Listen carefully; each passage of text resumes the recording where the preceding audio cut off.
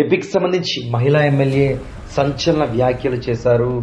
వైసీపీపై first time ఆమె తన strong వార్నింగ్తో తనదైన శైలిలో మాట్లాడారని చెప్పుకోవచ్చు. నిజానికి ఆమె గెలిచిన తర్వాత మొట్టమొదటిసారిగా స్ట్రాంగ్గా మాట్లాడడం, స్ట్రాంగ్ వార్నింగ్ ఏపీ వ్యాప్తంగా చర్చనీయాంశంగా మారిందని చెప్పుకోవచ్చు. ఇంతకీ ఆ ఎమ్మెల్యే ఎవరు అనుకుంటున్నారా? కాకినాడ జిల్లాకు సంబంధించి తుని నియోజకవర్గ ప్రభుత్వ వీపు తుని ఎమ్మెల్యే యనమల దివ్యగా ఉన్నారు. ముఖ్యంగా మాజీ మంత్రి యనమల రామకృష్ణుడు కుమార్తె యనమల దివ్య ఈసారి తుని నియోజకవర్గం నుంచి పోటీ చేసి గెలుపొందారు. అయితే ఇటీవల నియోజకవర్గానికి సంబంధించి కోటనందూరు మండలం అల్లుపూడి గ్రామంలో బంగారయ్య అనే వ్యక్తిని మరికొంతమందిపై దాడి చేశారు. బంగారయ్యను దారుణంగా వైసీపీకి సంబంధించిన 12 మంది హతమార్చిన పరిస్థితులు నెలకొన్నాయి. ఇలాంటి తరుణంలో వారిని రోడ్డుపై నడిపించుకుంటూ 12 మంది వైసీపీ వారిని రోడ్డుపై నడిపించుకుంటూ కోర్టుకు తీసుకువెళ్లారు. అయితే ఈసారి రోడ్డుపై ఇలాంటిది రిపీట్ అయితే రోడ్డుపై నడిపించడం కాదు, నేరుగా ఈడ్చుకెళ్తాం, తస్మాత్ జాగ్రత్త అంటూ వైసీపీకి స్ట్రాంగ్ వార్నింగ్ ఇచ్చారు. నిజానికి ఆమె ఎమ్మెల్యేగా పోటీ చేసిన దగ్గర నుంచి కూడా ఎక్కడ వైసీపీపై ఆగ్రహం వ్యక్తం చేయడం కానీ, వైసీపీపై మాటలు పేల్చడం కానీ ఎక్కడ కనిపించలేదని చెప్పుకోవచ్చు. తొలిసారిగా మాట్లాడుతూనే స్ట్రాంగ్ వార్నింగ్ వైసీపీకి మహిళా ఎమ్మెల్యే ఇచ్చారని చెప్పుకోవచ్చు. ఎలాంటి పరిస్థితుల్లో ఆమె ఇచ్చారు, ఆమె ఏం చెబుతున్నారు, ఆమె మాట్లాడుతున్నారు, ఒకసారి క్లుప్తంగా చూద్దాం.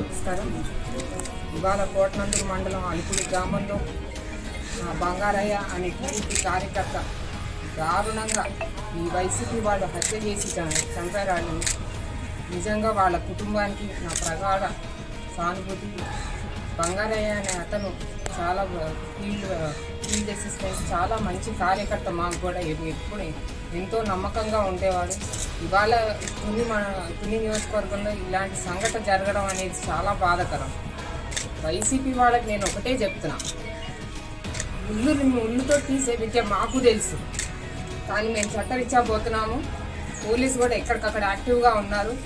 ఇది స్పెషల్గా కన్సిడర్ చేయమని చెప్పి క్లోజ్ మానిటరింగ్ తోటి ఇవాళ సీఎం గారికి నేను స్వయంగా చెప్పడం జరిగింది. అలాగే హోంమంత్రి గారు, ఎస్పీ గారికి కూడా నేను స్వయంగా మాట్లాడి వారికి కూడా చెప్పాను. దీని మీద కఠిన చర్యలు ఎవరైతే నిందితులు ఉన్నారో వాళ్ళపైన కఠినంగా యాక్షన్ తీసుకోవాలని, వాళ్ళని ఖచ్చితంగా జైలు పాలు చేసి వాళ్ళకి తగిన శాస్తి జరగాలని నేను ఖచ్చితంగా సీఎం గారితో మాట్లాడి ఉన్నాను.